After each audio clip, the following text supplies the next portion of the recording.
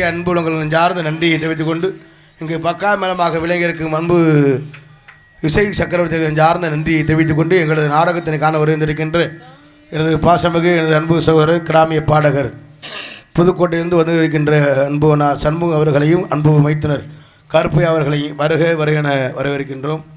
அத்தனை அன்பு நெஞ்சார்ந்த நன்றி. அன்றைக்கு வணக்கம்.